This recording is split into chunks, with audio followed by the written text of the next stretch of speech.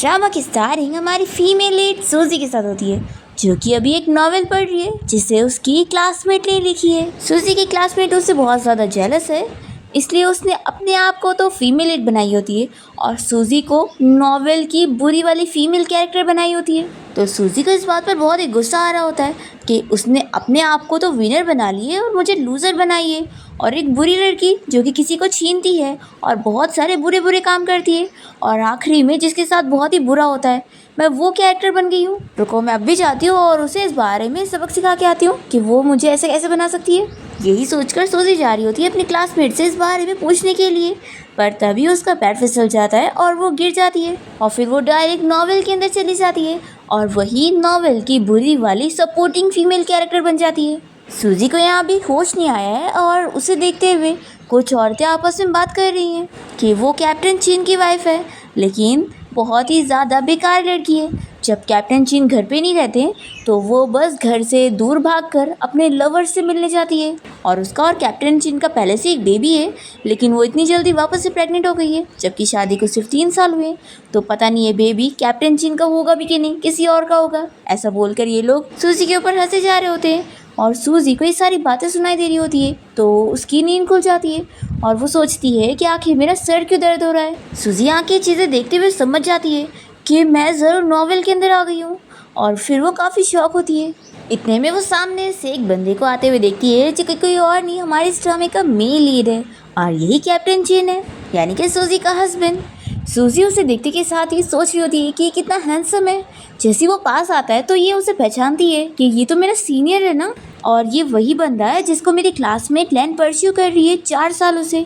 तो क्या अब ये भी मेरी तरह नॉवेल में आ चुका है? फिर चीन यहाँ सूजी का हाथ पकड़ लेता है और सूजी उसे टच करके बहुत ही खुश हो रही होती है कि इसके मसल्स तो बहुत ही अच्छे हैं। विचीनी से रूडली कहता है कि यहाँ पर कोई तुम्हारा सीनियर नहीं है, इसलिए तुम शांति से इस बेबी को बॉर्न होने दो, और हाँ, डिवोर्स का सोचना भी मत, क्योंकि मैं उसके लिए कभी एग्री नहीं करूँगा। तभी सूजी ये सुनकर शॉक होती है कि क्या मैं प्रेग्नेंट हूँ? तो चीन कहता है कि हाँ, और ये बेबी मेरा है। तो सूजी सोच लेती है कि मैं सच में अपनी क्लासमेट की लिखी हुई उस बेकार टॉर्चर वाली नॉवेल में आ चुकी हूँ, और जिस सीनियर को वो इतना पसंद करती थी उसने एक्चुअल में उसे कहानी में मेरे लिए लिखी हुई है, और उल्टा खुद के लिए यानी फीमेल लीड के लिए नहीं लिखी। यही सारी चीज़ें ये सोच रही होती है, और तभी चीनी से गुस्से में पूछता है कि तुम मेरी बातें सुन भी रही हो या नहीं। तो ये कहती है कि तुम्हारे कहने का सच में मतलब है कि मैं प्रेग्नेंट हूँ और यहाँ पर एक बेबी है। चीन कहता है कि तुम्हें आखिर हो क्या गया है, देखो मेरे सामने ये सब एक्टिंग मत करो, मैं तुम्हें बिल्कुल भी शहर जाने नहीं दूंगा। तो सूजी कहती है कि आखिर मैं शहर क्यों जाना चाहूँगी। इतने में यहाँ पर कैप्टन चीन का कलीग आया होता है और वो उसे बताता है कि उसकी बेटी शाओ को लेकर आया है। फिर चीन जल्दी से अपनी बेटी शाओ को यहाँ पर लेकर आता है, और सूजी सोच लेती है कि ये मेरी और चीन की बच्ची शाओ है, और नॉवेल की स्टोरी के हिसाब से मैं इसे बिल्कुल भी पसंद नहीं करती हूँ और इससे उल्टा बहुत ही नफरत करती हूँ। और नॉवेल की कहानी के हिसाब से इस ओरिजिनल ओनर ने अपने लवर मिंग्यू को फंसाने की कोशिश की थी, पर उसका प्लान खराब हो गया था और उस रूम में गलती से कैप्टन चीन आ गया था, जिसके बाद दोनों को ही फोर्सली शादी करनी पड़ गई। इसलिए सूजी चीन को भी पसंद नहीं करती है और अपनी और उसकी बच्ची को भी नहीं। सूजी नॉवेल की कहानी के बारे में सोच रही होती है कि मेरी क्लासमेट हीलेन मुझसे तो नफरत करती है, लेकिन इसके बदले में वो मेरे बेबी को कैसे सफ़र करवा सकती है। फिर यहाँ पर सूजी तो बहुत ही अच्छे से शाओ को अपने पास खेलते हुए बुलाने लगती है कि यहाँ पर आओ, मम्मी को हक करो। तो ये सुनकर चीन को शॉकिंग लग रहा होता है और वो सोचता है कि ये क्या, पहले तो कि ये कभी शाओ की तरफ देखती तक नहीं थी, तो अब इसे क्या हो गया? क्या सर में चोट लगने के बाद कोई इतना बदल जाता है, या फिर ये कोई नया रास्ता निकाल रही है यहाँ से भागने का, और ये सब बस इसकी एक्टिंग है। फिर यहाँ पर शाओ को रोता हुआ देखकर सूजी पूछती है कि इसे क्या हो गया है, तो फिर ये बताता है कि ये भूखी है और तुम्हें इसे दूध पिलाने की ज़रूरत है। ये सुनकर सूजी शॉक हो जाती है और ये सोचता है कि हाँ, अगर ये एक्टिंग कर रही होगी तो ये बिल्कुल भी शाओ को दूध नहीं पिलाएगी, क्योंकि ना ये इसने पहले कभी पिलाई है। फिर सूजी तो यहाँ पर शाओ को दूध पिलाने के लिए मान जाती है और कहती है कि तुम इसे मुझे दो और जाओ यहाँ से। तो फिर चीनी से शाओ को दे देता है और यहाँ से जाने लगता है तो वो रुक जाता है और कहता है कि मुझे तुम पर बिलीव नहीं है, तुम शाओ को चोट पहुँचा दोगी, इसलिए मैं यहाँ से नहीं जाऊँगा। तो फिर सूजी दूसरी तरफ फेस करके शाओ को दूध पिला देती है और कहती है कि हो गया। फिर ये पूछता है कि क्या तुम्हें दर्द हो रहा है, तो सूजी बहुत ही एम्बैरस होने लगती है कि मुझे दर्द नहीं हो रहा। तो ये कहता है कि मेरा मतलब था तुम्हारी सर की चोट दर्द दे रही है। तो ये कहती है कि अच्छा तुम ये पूछ रहे थे, और मन में सोचती है कि ये कितना एम्बैरसिंग है। फिर वो कहती है कि चलो अब यहाँ से घर चलते हैं, क्योंकि मुझे हॉस्पिटल की स्मेल बिल्कुल अच्छी नहीं लग रही है, और हॉस्पिटल में बहुत सारे जर्म्स भी तो होते हैं ना, और शाओ अभी छोटी है तो ये बहुत ही इजीली बीमार हो जाएगी। तो चीन इसकी बातें सुनकर शॉक होता है और कहता है कि रुको मैं अभी डॉक्टर को बुला के लाता हूँ, वो तुम्हारा चेकअप कर ले और बता दे कि हम लोग चल सकते कि नहीं। डॉक्टर सूजी का चेकअप करने के बाद बताता है कि वो बिल्कुल ठीक है और उसका बेबी भी, और अब बस जाकर घर पे उसका ध्यान रखने की ज़रूरत है। फिर ये लोग जब हॉस्पिटल से बाहर निकलते हैं तो सूजी को ठंडी लग रही होती है, और तभी अचानक चीन उसे अपने कोट से कवर करता है और सूजी उसे देखते हुए शॉक रह जाती है और सोचती है कि वैसे तो ये सच में बहुत ही हैंडसम है और ये सपोर्टिंग कैरेक्टर थोड़ी ना बल्कि मेल लीड बनने लायक है। और फिर इसके बाद ही सूजी चीन के साथ उसके घर पर आ जाती है और घर की ऐसी हालत देखकर शॉक हो जाती है और समझ जाती है कि कहानी के हिसाब से मैं चीन से दूर जाने के लिए इस घर से भागने को गई थी, और तभी बीच रास्ते में मेरा एक्सीडेंट हो गया था और फिर मैं हॉस्पिटल में पहुंच गई थी। फिर चिन शाओ को सूजी को पकड़ा देता है और वो चला जाता है घर के काम करने के लिए, और सूजी से कहता है कि तुम उसे पकड़ी मत रहो और थोड़ा रेस्ट करो। तो सूजी सोचती है कि एक तो वो हार्ड वर्किंग कैप्टन है, साथ ही साथ इतना हैंडसम भी है, और ऊपर से उसे घर के काम वगैरह भी करने आते हैं, और इसके अंदर तो कोई कमी ही नहीं है। तो फिर तो मैं कितनी लकी हूँ कि मुझे ये मिला हुआ है। फिर इसके बाद वो शाओ के साथ खेलने लगती है, और तभी उसके माथे पे बर्थ मार्क देखकर वो चिन को बुलाकर इस बारे में पूछती है। तो वो बताता है कि मैंने डॉक्टर से पूछा था, इसका ये बर्थ मार्क कभी ठीक नहीं हो सकता। तो सूजी मन में सोचती है कि मैं इसे ठीक करूँगी, और फिर वो यहाँ शाओ के साथ खेलने लगती है। तो वो चीनी से ऐसे देखकर खुश होता है, और फिर उसके बाद जब वो अपने काम पर जाने के लिए निकलता है तो वो सूजी को मिस करते हुए उसकी फ़ोटो देखकर उसे याद कर रहा होता है। तभी उसका फ्रेंड उसे पूछता है कि सिस्टर इन लॉ तुझे कितना परेशान करती है, आखिर तू उसे डिवोर्स क्यों नहीं ले लेता? वैसे भी तुम दोनों को फोर्स किया गया था शादी के लिए, और तुझे तो इतनी सारी लड़कियां पसंद करती है, तो आखिर तू उसके चक्कर में क्यों पड़ा हुआ है? तो चिन कह देता है कि वापस ऐसा मत बोलना, मैं उसके साथ खुश हूँ। और फिर इसके बाद जब चिन घर पे आता है तो वो सूजी के लिए खाना लेकर आया होता है, और सूजी तो इतने अच्छे अच्छे खाने देखकर खुश हो जाती है और जल्दी जल्दी खाना खा लेती है और पेट भर के उसे कहती है कि अब मेरा हो गया। फिर चिन भी उसी की चॉपस्टिक से खाने लगता है। तो ये देखकर सूजी शॉक होती है और सोचती है कि ऐसे तो हमारी इनडायरेक्ट किस हो गई है। और फिर खाना खाने के बाद वो कहता है कि ठीक है फिर मैं वापस अपने काम पर जा रहा हूँ, और तुम अपना ध्यान रखना, और बाहर कर्फ्यू है इसलिए बाहर नहीं जाना। तो सूजी उसके जाने के बाद कहती रह जाती है कि मैं कौन सा भागना चाहती हूँ, ये अभी भी सोच रहा है कि मैं बस भागने की प्लान बना रही हूँ। आखिर मैं इस लड़की की तरह स्टूपिड थोड़ी ना हूँ जो इतने अच्छे हस्बैंड को छोड़ कर जाऊँगी। फिर नेक्स्ट मॉर्निंग जब चिन घर पर आता है तो वो सूजी को शॉ के साथ घर पर देखकर खुश होता है, और तभी यहाँ पर सूजी सपने में सीनियर कहने लग जाती है। तो ये सुनते के साथ ही चिन याद करता है कि पहले वो उसके ऊपर कितना चिल्लाया करती थी, और उसने उसे बताई थी कि वो उसे बिल्कुल पसंद नहीं करती है और वो सिर्फ अपने सीनियर मिंग्यू को पसंद करती है, और वो उससे ज़बरदस्ती शादी करके बैठी हुई है और बिल्कुल खुश नहीं है। ऐसा बोलकर वो घर से चली जाती है। यही सब ये याद करके सोचता है कि क्या वो मिंग्यू इतना ज़्यादा अच्छा है जो तुम उसे अभी भी याद कर रही हो, तुम भूलना मत कि तुम मेरी वाइफ हो। ऐसा बोलकर वो नींद में उसे किस करने लग जाता है और कह देता है कि अब हमारे 2 बच्चे हो गए हैं और तुम मुझे ऐसे छोड़कर कहीं नहीं जा सकती। तभी शाओ यहाँ आवाज़ करने लग जाती है।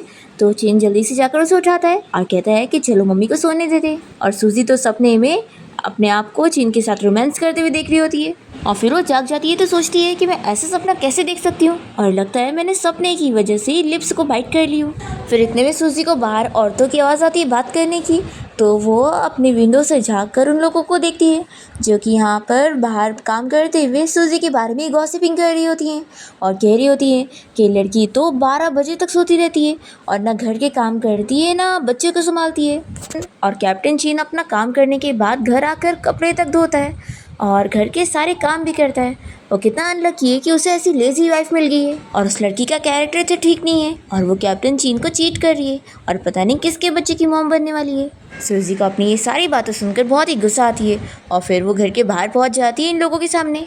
तो इसे देखकर ये लोग चुप हो जाते हैं और कहते हैं कि आज तुम इतनी जल्दी उठ गई।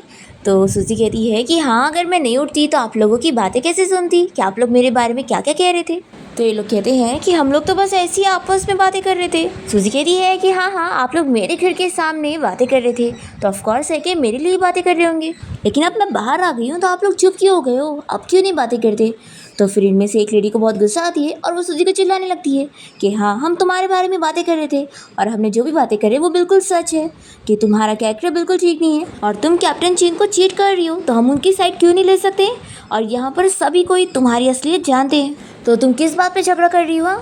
तो फिर ये कहती है कि अच्छा, अगर आप लोग को लगता है कि मैं कैप्टन चीन को चीट कर रही हूँ तो आप लोग के पास कोई एविडेंस है मेरी चीटिंग का। क्या आप लोगों ने देखा कि मैं किसी और मैन के साथ कोई गेस्ट हाउस में गई या फिर किसी मैन के साथ फ्लर्ट करी।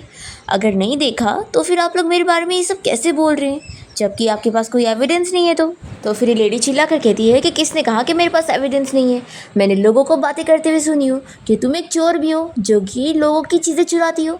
और हाँ, हम ये भी जानते हैं कि तुम किसी मैन से मिलने के लिए शहर जाने की कोशिश करा करती हो कैप्टन चीन से छुप कर। सूजी मन में सोचती है कि आखिर इस चीज़ के बारे में इन लोगों को कैसे पता है। फिर वो इसे कहती है कि अगर आप मेरे ऊपर झूठा चोरी का इल्ज़ाम लगा रही है तो ठीक है, मैं चाहती हूँ पुलिस से बोलती हूँ कि वो इस बारे में इन्वेस्टिगेट करेंगे और सच पता लगाएंगे। तो फिर ये सुनते के साथ ही बाकी लेडीज़ सूजी को मना करने लगते हैं कि उसे इन्वेस्टिगेशन करवाने की ज़रूरत नहीं है। सूजी कहती है कि अब मैं अपने आप को सच तो प्रूफ करने की कोशिश करूँगी ना, इन्वेस्टिगेशन जब हो जाएगी तो सच सभी को पता लग जाएगा। अगर मेरा नेम क्लियर नहीं हुआ तो आप लोग तो मेरा और कैप्टन चीन का रिश्ता ही ख़राब कर दोगे। और फिर सोचो, आप लोग अगर मिलिट्री मैरिज को तोड़ोगे तो फिर कितने बड़े क्राइम में फंस जाओगे। तो फिर ये लेडीज़ डर जाती है और सूजी को कहने लगती है कि ये कोई बड़ी बात नहीं है, ये मामला हम यहीं पर ही ख़त्म करते हैं। ऐसा बोलकर ये तीनों लेडीज़ डर के भाग जाती हैं। और फिर हम देखते हैं कि सूजी यहाँ पर अपने सारे पैसे काउंट कर रही होती है और सोचती है कि स्टोरी के हिसाब से तो कैप्टन चीन हर महीने इस लड़की को सारे पैसे दे दिया करता था, पर इसने तो उसकी सारी सैलरी उड़ा चुकी है और बस ये थोड़े से बचे हुए हैं। सच में इस लड़की ने तो मेरी इमेज ही ख़राब करके रखी है कि नेबर्स भी मेरी बुराई कर रहे हैं। लेकिन ऐसे नहीं चल सकता है, मुझे पैसे कमाने के बारे में सोचना होगा और खर्च करने के बारे में कम सोचना होगा। फिर नेक्स्ट सीन में हम देखते हैं कि चीन अपने काम पर से घर आया होता है और वो शाओ के साथ खेलने लगता है और तभी उसे घर में से धुआं आते हुए दिखता है। तो वो जल्दी से जाता है और सूजी से पूछता है कि तुम ये क्या कर रही हो। तो फिर बताती है कि मैं डिनर बना रही थी हमारे लिए। तो ये कहता है कि पहले तो तुमने कभी डिनर नहीं बनाई। तो फिर ये कहती है कि मैंने अब सोच ली हूँ कि मैं तुम्हारे साथ एक अच्छी लाइफ बिताऊंगी और मैं बहुत ही सीरियस हूँ। चीन कह देता है कि देखो, ये सब बहाने बनाकर ये मत सोच लेना कि मैं तुम्हें शहर जाने दूंगा, ऐसा बिल्कुल नहीं हो सकता। तो फिर ये कहती है कि मैं ऐसा कुछ भी नहीं चाह रही हूँ। देखो, मैं तुम्हें बताती हूँ कि जब से मेरे सर में चोट लगी है ना, तो मुझे काफ़ी सारी चीज़ें समझ आ गई है और जब से मुझे होश आ गया है तो मुझे ऐसा फील हो रहा है कि जैसे मेरा रीबॉर्न हुआ है और अब मैं पूरी बदल चुकी हूँ। और मुझे एहसास है कि मैं, तुम, शाओ और हमारा आने वाला बेबी, हम रियल फैमिली है, इसलिए आगे भी हम एक अच्छी फैमिली बन के रहेंगे। इसलिए अब से हम लोग एक अच्छी फैमिली बन के रहेंगे। तो ये कहता है कि तुम्हारी आईडी मेरे ऑफिस में रखी है तो तुम यहाँ से नहीं भाग पाओगी। तो ये सुनकर सूजी हंसने लग जाती है कि उसे अभी भी उसकी बात पर यकीन ही नहीं हुआ और फिर वो उससे गुस्सा होकर साइड होने का बोलकर चली जाती है। और फिर रात में सूजी सोच रही होती है कि वैसे तो हम दोनों के हमेशा झगड़े होते रहते हैं, लेकिन बच्चों को देखकर लगता है कि हमारे रोमांस के रिलेशन अच्छे चल रहे हैं। यही सोचकर सूजी स्माइल करने लग जाती है पर फिर वो अपने आप को समझाती है कि ये क्या, मैं ये सब क्यों सोच रही हूँ। आखिर अभी हम दोनों कोल्ड वॉर में, और अगर वो मुझे टच करने भी आएगा तो मैं उसे किक मारूंगी। फिर इतने में सूजी देखती है कि चिनब भी शावर लेकर बाहर आया हुआ है। तो इसे ऐसे देखकर ये जल्दी से बेड पे जाकर लेट जाती है और कहती है कि मुझे नींद आ रही है तो मैं सोने जा रही हूँ, तुम जल्दी से लाइट्स ऑफ करो। फिर वो भी जाके लेट जाता है और उससे कहता है कि तुम अपनी साइड की लाइट ऑफ करो। तो फिर ये काफ़ी एम्बैरेस फील करती है, जल्दी से लाइट बंद करती है और फिर चिन सूजी का नाम लेने लगता है तो वो सुन नहीं रही होती है। तो ये कहता है कि आज तुम मुझसे बोल रही थी कि तुम मेरे साथ एक अच्छी लाइफ बिताना चाहती हो, तो क्या तुम सच कह रही थी। तो वो जल्दी से उठ जाती है और कहती है कि ऑफ कोर्स मैं सच कह रही थी, अगर तुम्हें यकीन नहीं आ रहा है तो मैं कसम खा लेती हूँ, अगर मैंने कसम तोड़ी ना तो फिर मेरे ऊपर बिजली गिर जाए। तो ये जल्दी से इसका मुंह बंद करता है और कहता है कि कसम खाने के अलावा कोई और तरीके से मुझे प्रूफ करके दिखाओ। ऐसा बोलकर फिर उसे किस करने लगता है। तभी वो उसे बीच में रोकती है और कहती है कि हम ऐसा नहीं कर सकते, मैं अभी जस्ट प्रेग्नेंट हूँ। तो फिर ये चुपचाप से लेट जाता है और तभी सूजी इसकी गाल पे किस करके कहती है कि मैं सच में सीरियस हूँ। मैं जानती हूँ कि हम दोनों के बीच में पहले बहुत ही प्रॉब्लम रही है, लेकिन अब हमारे पास 2 बेबीज़ होने वाले हैं, तो मैं सोच रही हूँ कि हम दोनों चेंज होने की कोशिश कर सकते हैं एक अच्छी लाइफ बिताने के लिए। ऐसा बोलकर फिर वो सोने जाती है। फिर नेक्स्ट डे चीन का फ्रेंड शाओ को लेकर घर आया होता है और उसे सूजी को देते वक्त वो उसे समझा देता है कि अगर मुझे कभी पता चला ना कि तुमने मेरे फ्रेंड कैप्टन चीन को कभी धोखा दियो तो फिर अच्छा नहीं होगा, और शाओ का भी अच्छे से ख्याल रखना और कुछ गलत मत करना। तो ये मन में सोचती है कि ये तो सच में चीन का बहुत ही अच्छा दोस्त है।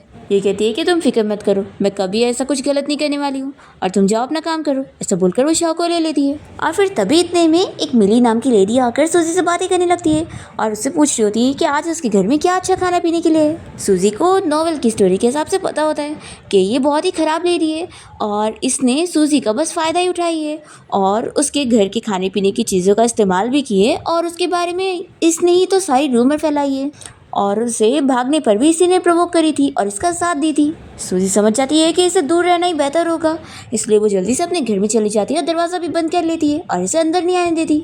तो फिर इस मिली को काफ़ी शौक लग रहा होता है कि ये स्टूपिड लड़की अचानक से इतनी चालाक कैसे हो गई और ये ऐसे कैसे बदल गई, ये तो मुझे घर में लेती थी।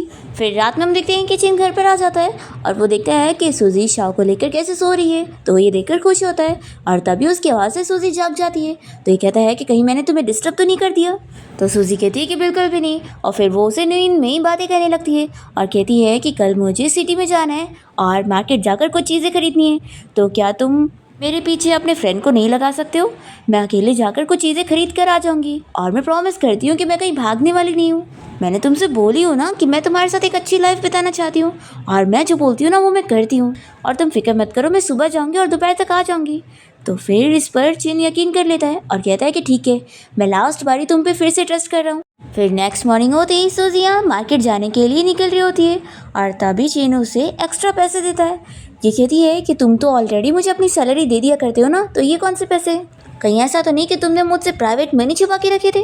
तो ये कहता है कि ऐसा नहीं है, ये तो बस मेरे रिवॉर्ड है जो न्यू ईयर के टाइम पे मैंने काम किया था उसके। फिर सूजी टाइम देखती है और कहती है कि मुझे बहुत लेट हो रहा है, मुझे जाकर बस भी पकड़नी है और फिर वो भागने लगती है और कहती है कि वैसे मेरा हस्बैंड अगर मुझसे प्राइवेट मनी भी छुपाएगा तो मुझे इससे कोई प्रॉब्लम नहीं है और मैं तुमसे इस बात पे झगड़ने वाली नहीं हूँ। ऐसा बोलकर वो चली जाती है। फिर उसके जाते ही चिन तो बहुत ही खुश होने लगता है कि वो मुझे हस्बैंड बोल कर गई है। फिर वो जल्दी से शाह को भी बताने लगता है कि सुना तुम्हारी मम्मी ने क्या कहा। दूसरी ओर हम देखते हैं कि सूजी यहाँ जैसी बस में पहुँचती है तो सारी सीट पर लोग बैठे होते हैं और वो तीनों लेडीज़ भी बैठी होती हैं जिनके साथ सूजी का झगड़ा हो गया था। उनमें से एक सूजी के लिए जगह बनाना चाह रही होती है और कह रही होती है कि वैसे वो प्रेग्नेंट है तो हमें उसे बैठने देना चाहिए। पर जिस लेडी के साथ सूजी का ज़्यादा ही वाला झगड़ा हो गया था वो लेडी उठना नहीं चाह रही होती है, पर फिर भी वो सूजी के लिए उठ जाती है और पीछे जाकर बैठ जाती है। फिर सूजी के बाजू में जो अच्छी वाली आंटी होती है वो उससे कहने लगती है कि तुम उस पर गुस्सा मत हो, वो बस ऐसी चिड़चिड़ी सी और गुस्से वाली है, लेकिन वो दिल की अच्छी है और ज़रूर तुम लोग के बीच में कुछ मिसअंडरस्टैंडिंग हो गई है, तो मैं तो चाहती हूँ कि तुम लोग बातें करो और एक दूसरे को जानो कि कोई इतना बुरा नहीं है। सूजी कहती है कि हाँ मैं समझ रही हूँ और फिर वो उस लेडी को पीछे मुड़कर थैंक यू बोलने लगती है। तभी इतने में बस का अचानक से ब्रेक लगता है तो फिर सभी लोग आगे को गिरने लगते हैं और सूजी की बाजू वाली लेडी उसकी फिक्र करने लगती है कि तुम ठीक तो हो ना, और वो अपने गाल पे से हाथ हटा लेती है तो सूजी अचानक से उनका निशान देख लेती है। फिर वो लेडी जल्दी से अपने गाल पे हाथ रखकर सूजी से कहती है कि कहीं तुम मेरी वजह से डर तो नहीं गई ना। सूजी उस निशान को देखकर पहचान जाती है कि वो क्या है। फिर वो कहने लगती है कि ज़रूर आपको ये बचपन से होगा ना। तो फिर वो लेडी बताती है कि हाँ, और इस निशान की वजह से उनकी शादी नहीं हो पा रही थी, लेकिन अभी जो उनका हस्बैंड है वो बहुत ही अच्छा है और उसे इस बात से कोई फ़र्क नहीं पड़ता। ये लेडी कहती है कि मैं चाहती हूँ कि ये चीज़ ठीक हो जाए, लेकिन शायद ऐसी कोई क्रीम है भी नहीं और अगर होगी तो बहुत महंगी होगी और हम अफोर्ड ही नहीं कर पाएंगे। सूजी सोचने लगती है कि मैं वैसे भी मार्केट हब्स लेने के लिए जा रही थी ताकि मैं शाओ का बर्थ मार्क का निशान ठीक कर सकूं, तो उससे तो इनका भी निशान ठीक हो जाएगा। फिर वो इस लेडी को बताने लगती है कि मेरे पास एक वाइटनिंग क्रीम की रेसिपी है जो मैं अभी बनाने वाली हूँ। उससे आपका ये निशान पूरी तरीके से तो नहीं जाएगा, लेकिन बहुत ही हल्का हो जाएगा और फिर किसी को भी पता नहीं चलेगा। तो फिर ये लेडी खुश हो जाती है और कहने लगती है कि हाँ, मैंने सुनी हो कि तुम मेडिकल स्टूडेंट हो ना, तुम्हें तभी इतनी नॉलेज है, लेकिन ये क्रीम को बनाने में तो बहुत ही पैसा जाएगा, मैं ये कहाँ अफोर्ड कर पाऊँगी।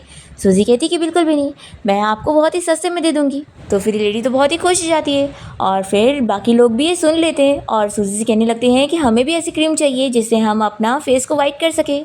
तो सूजी मान जाती है कि ठीक है, अगर मेरी वाइटनिंग क्रीम बहुत ही अच्छी बनी तो मैं आप सभी लोगों को दूंगी और बहुत ही सस्ते में। फिर इसके बाद हम देखते हैं कि सूजिया मार्केट पहुंचने के बाद बहुत सारे हब्स खरीद लेती है और हब्स बेचने वाले जो ग्रैंडपा होते हैं वो बहुत ज़्यादा खुश हो जाते हैं कि उन्हें कोई तो ऐसा पर्सन मिला जिसे हब्स के बारे में इतनी नॉलेज है कि कितने काम की चीज़ होते हैं। फिर शॉपिंग करने के बाद सूजी बस से वापस आ रही होती है और जब सभी लोग स्टॉप पर उतरने लगते हैं तभी एक लड़का यहाँ पर आकर उस लेडी को बताने लगता है कि आपका बच्चा वहाँ पानी में डूब गया है। फिर ये सभी लोग वहाँ पर जाते हैं और कोई भी उस बच्चे को बचाने के लिए पानी में नहीं जा रहा होता है। तो सूजी ये देखकर अकेले ही पानी में कूद जाती है और अकेले ही उस बच्चे को बचाकर बाहर लेकर आ जाती है। वो उसके मुंह से पानी निकालकर उसे होश में लाने में भी हेल्प करती है। तो सभी लोग बहुत ही खुश हो जाते हैं कि सूजी ने बच्चे की जान बचा ली। और फिर सूजी तुरंत ही उठकर जा रही होती है और गिरने लगती है। इतने में यहाँ पर चेन पहुँच जाता है, सूजी को पकड़ता है। वो उसे देखते के साथ ही याद करने लगती है कि उसका सीनियर बिल्कुल उसकी तरह ही दिखता है। फिर इतने में वो अच्छी वाली लेडी पहुंचकर चिन को बताने लगती है कि कैप्टन चिन, आपकी वाइफ ने अभी सिस्टर गुइशी के बच्चे को बचाई है और इनके पूरे कपड़े भीग गए हैं और ये तो प्रेग्नेंट है, तो आपको इन्हें जल्दी घर पे लेके जाना चाहिए ताकि इन्हें कोई सर्दी ना लग जाए। तो चिन तो यहाँ सूजी की बहुत फिक्र करने लगता है और तुरंत ही उसे घर पे लाकर कहता है कि तुम जल्दी से अपने ड्रेस चेंज कर लो, मैं तुम्हारे लिए गर्म पानी लेकर आता हूँ। तभी वो उसे रोकती है और फिर तुरंत ही उसे किस करने लगती है। फिर यहाँ पर चैन सूजी को फील करता है कि उसके कपड़े पूरे भीगे। तो फिर वो उसे समझाने लगता है कि मैं जानता हूँ कि तुम एक मेडिकल स्टूडेंट हो और तुम्हें लोगों की जान बचाना पसंद है, तो मैं तुम्हें उसके लिए नहीं रोकूंगा, लेकिन कम से कम तुम्हें खुद की तो फिक्र करनी चाहिए थी ना, और तुम्हारे आने वाले बेबी के लिए भी। तो सूजी कहती है कि मैं आगे से ख्याल रखूंगी। फिर वो कपड़े चेंज कर लेती है और ये इसके लिए काढ़ा लेकर आता है। तो सूजी कहती है कि मुझे ये कड़वी चीज़ पीना बिल्कुल पसंद नहीं है। तो ये कहता है कि इसे पियोगी तभी ठीक होगी। फिर सूजी इस गर्म ग्लास को पकड़ लेती है तो उसके हाथ जल जाते हैं।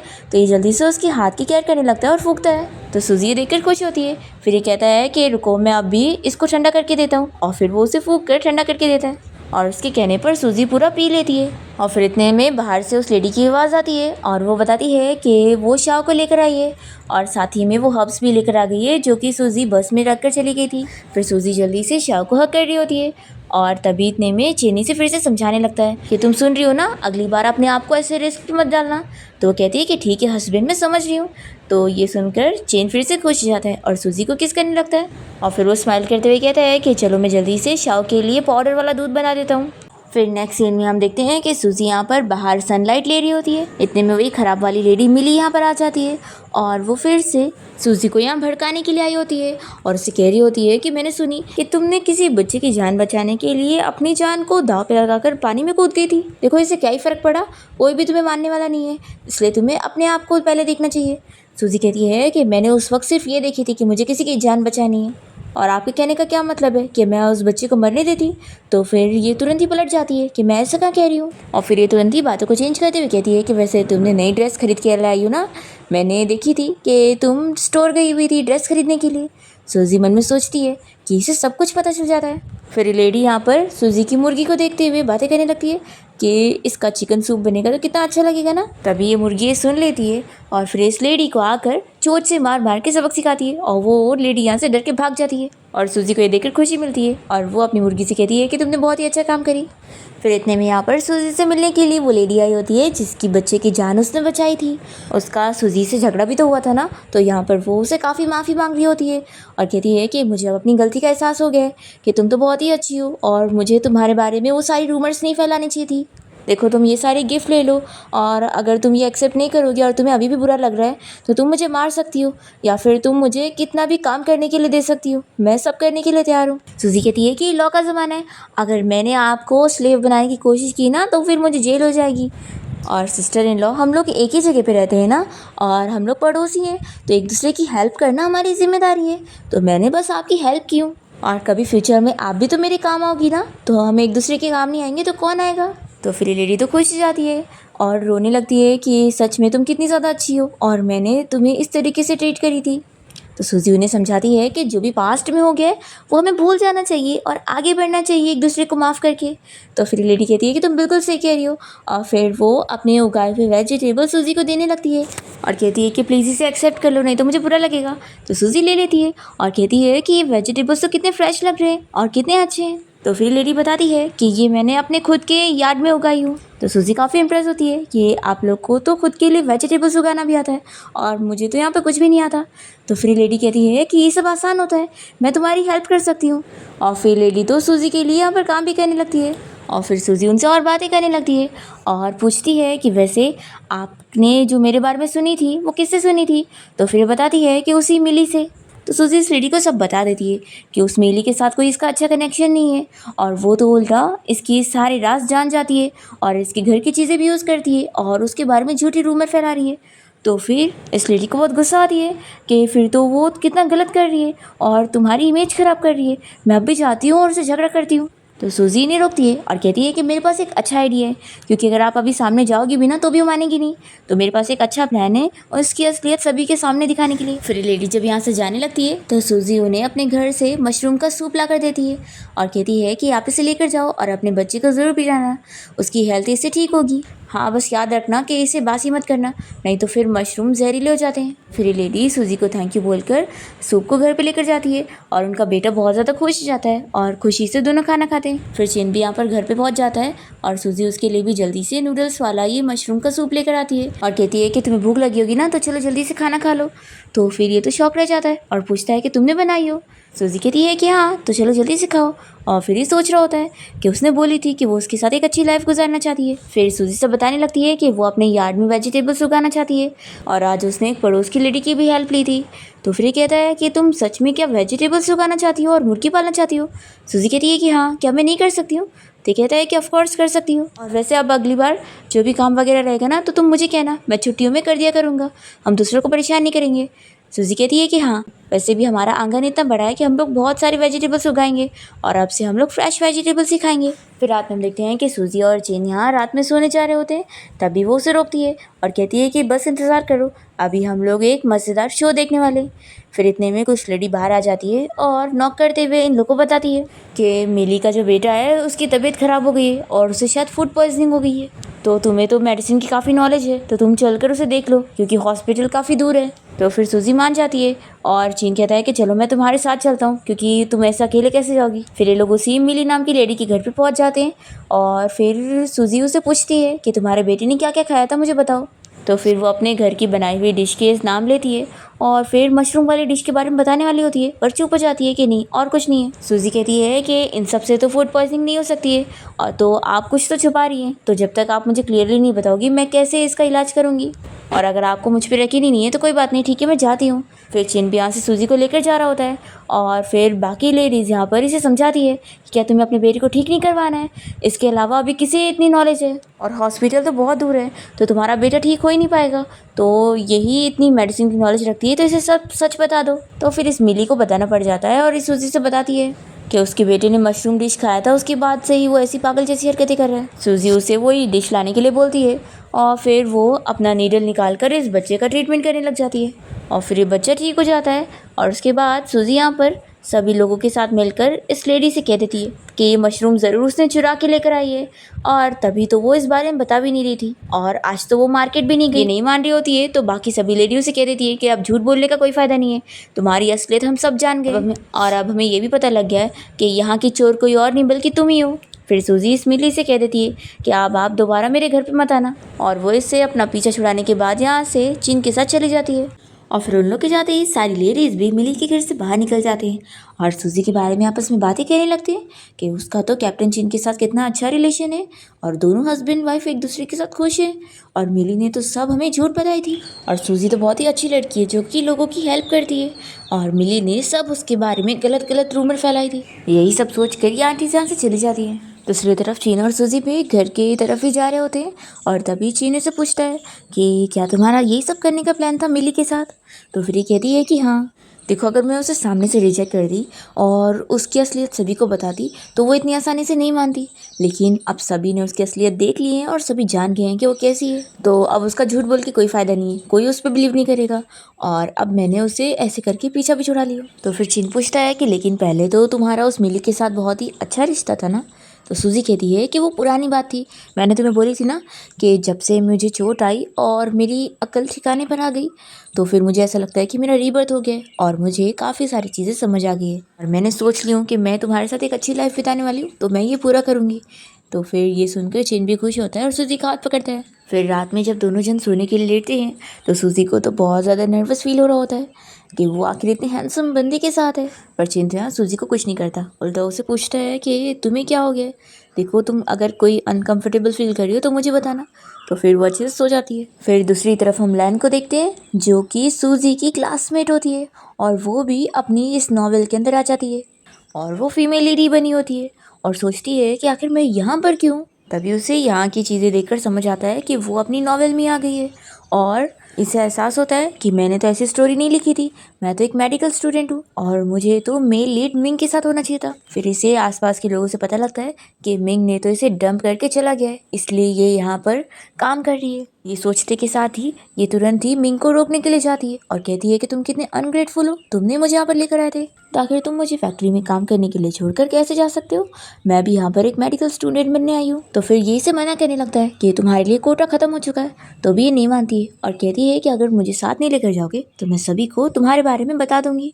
तुम्हें क्या लगता है कि इस बारे में किसी को भी नहीं पता है कि तुमने ही सूजी को ड्रग देने की कोशिश करे थे और सूजी ने जो ड्रग खरीदी थी वो तो बस नकली था और ये सब तुम्हारी प्लानिंग थी कि तुम सूजी को ड्रग देकर अपने साथ रूम में लेकर जाना चाहते थे, लेकिन मैंने सब खराब कर दी थी और जानबूझ के सूजी को दूसरे रूम में भेज दी थी और वहाँ पर कैप्टन चिन को भेज दी थी ताकि मैं तुम्हें एहसास दिला सकूँ कि जिस लड़की को फंसाने के लिए तुम पीछे पड़े हो मैं उसे तुम्हारा नहीं होने दूंगी और अब वो किसी और की हो चुकी है। और अगर अब तुमने मेरी बात नहीं माने ना तो मैं यहाँ पर सारे लोगों को तुम्हारी असलियत के बारे में बता दूंगी।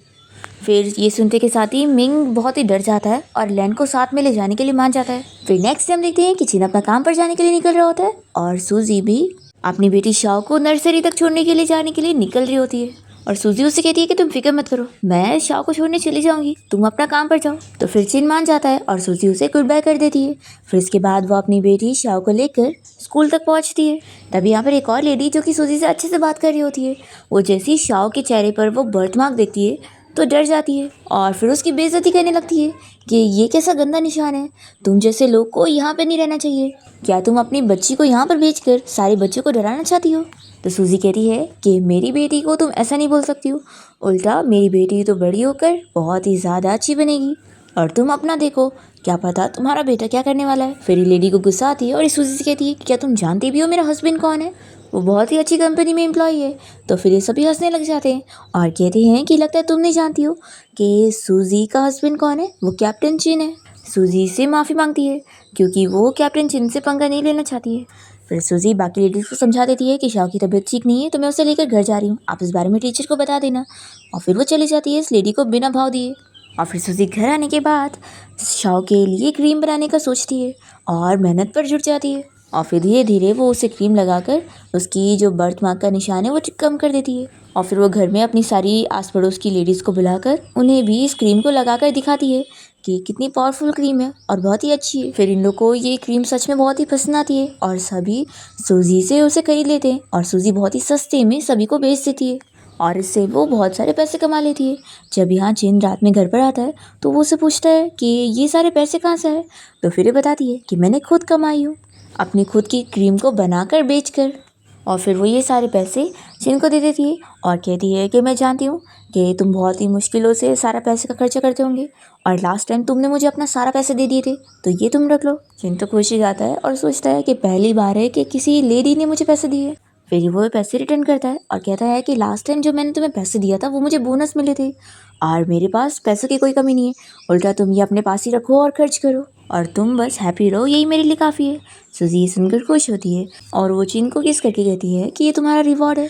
फिर इसके बाद चिन शावर लेकर आ जाता है और दोनों साथ में बहुत सारी बातें करते हैं और फिर उसे किस करने लगता है। तो सूजी उसे रोकती है और कहती है कि अभी मैं प्रेग्नेंट हूँ तो इससे ज़्यादा हम कुछ नहीं करेंगे। तो फिर वो कहता है कि ठीक है, सिर्फ किस। फिर नेक्स्ट हम देखते हैं कि सूजी अपना कहीं बाहर जा रही होती है, तभी रास्ते में वो एक ओल्ड अंकल को देखती है जो कि चीन के हेड होते हैं और वो यहाँ पर चल नहीं पा रहे होते हैं क्योंकि उनके पैर में कुछ चोट लगी होती है। सूजी ये देखकर उनकी हेल्प करने लगती है और कहती है कि आपकी ये जो चोट है ना, मैं पूरी तरीके से ठीक कर सकती हूँ, मुझे मेडिसिन की नॉलेज है।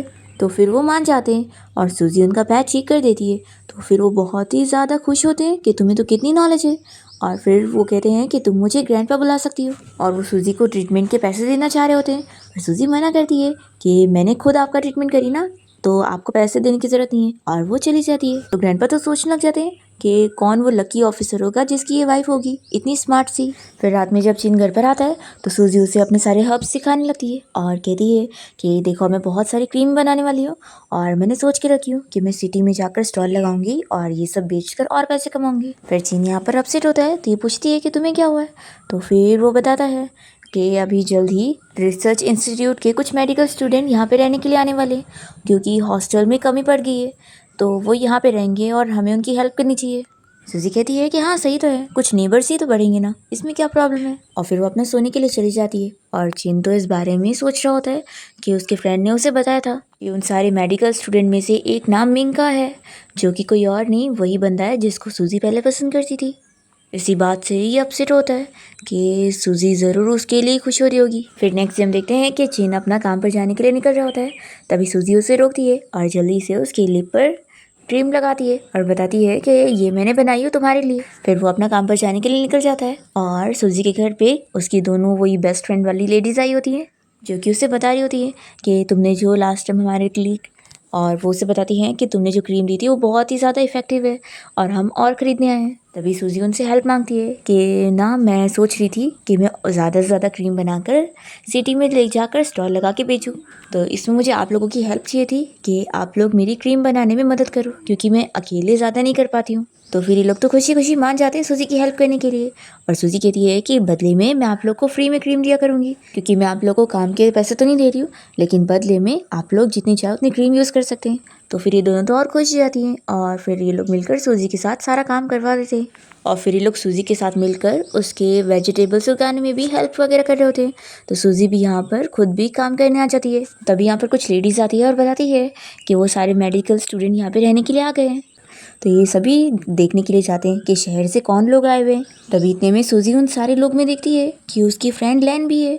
ये भी समझ जाती है कि उसका भी रीबर्थ हो गया है और वो भी यहाँ पर आ गई है। और जैसे ही लैन भी सूजी को देखती है तो वो भी समझ जाती है कि सूजी भी यहाँ पर आ चुकी है। फिर ये सोचती है कि लेकिन इस नॉवेल को तो मैंने लिखी हूँ और इसकी फीमेल लीड मैं हूँ। फिर ये जानबूझ के सूजी की बेइज्जती करने के लिए कहने लगती है कि कितनी गंदी स्मेल आ रही है, और फिर वो कहती है कि ज़रूर तुम पर से ही आ रही है। ऐसा वो सूजी की बेइज्जती कर रही होती है। तो सूजी भी इसे सबक सिखाने के लिए सभी से पूछती है कि क्या मेरे ऊपर से कोई स्मेल आ रही है।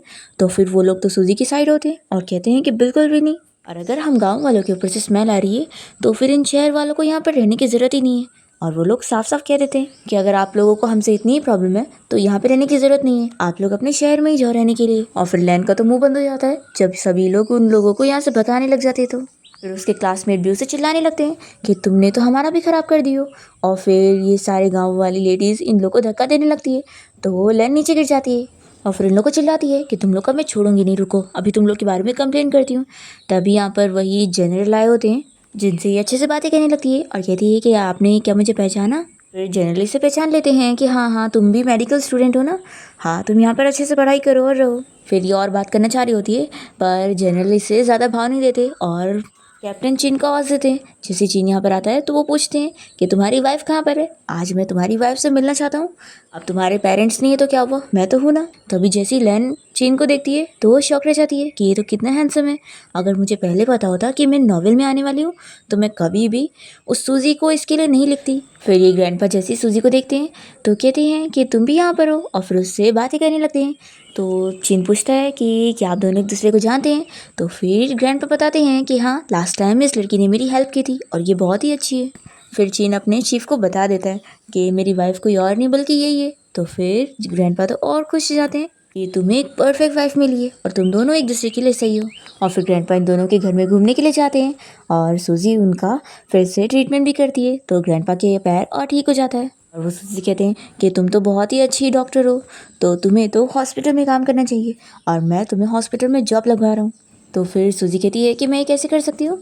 तो फिर ग्रैंडपा चिन से भी कहते हैं कि तुम इसके लिए क्या कहते हो। तो चिन तो हाँ कहता है, तो फिर सूजी भी हाँ बोल देती है और ग्रैंडपा कहते हैं कि ये हुई ना बात, तो फिर अब से तुम हॉस्पिटल में जॉब करोगी, और वो यहाँ से चले जाते हैं और फिर सूजी इसके लिए खुश होती है। तभी हम देखते हैं कि बाहर से लैन ये सारी चीज़ें सुन रही होती है और उससे बहुत गुस्सा आती है कि फीमेल लीड मैं हूँ और मुझे तो कुछ भी नहीं मिल रहा है और इसके साथ इतना अच्छा हो रहा है, ये तो बहुत ही अनफेयर है। फिर लैन और मिंग दोनों ही सूजी और चिन दोनों का रिश्ता ख़राब करने के लिए और उन लोगों को अलग करने की कोशिश कर रहे होते हैं, पर वो लोग अपने प्लान में कामयाब नहीं होते और उल्टा सूजी और चिन का रिलेशन तो और अच्छा हो जाता है। तो फिर लैन एक नया प्लान बनाती है सूजी का नाम ख़राब करने के लिए। वो अपनी सारी क्लासमेट की क्रीम बदल देती है और फिर जब उन लोग का चेहरा ख़राब हो जाता है तो वो सभी यहाँ पर सूजी को चिल्लाने लगती है कि उसने कौन सी ख़राब क्रीम बनाई है, वो लोग उसे अब पुलिस को देंगे। तो सूजी ये प्रूफ कर देती है कि जो क्रीम उन लोगों ने लगाया है वो उसने बनाई ही नहीं है और ज़रूर इस क्रीम के साथ किसी ने छेड़छाड़ की है। और वो ये भी प्रूफ कर देती है कि ये करने वाली कोई और नहीं बल्कि लैन है। ये सारी क्लासमेट लैन को बहुत ही चिल्लाने लगती है कि उसने उनके साथ ऐसा क्यों करी।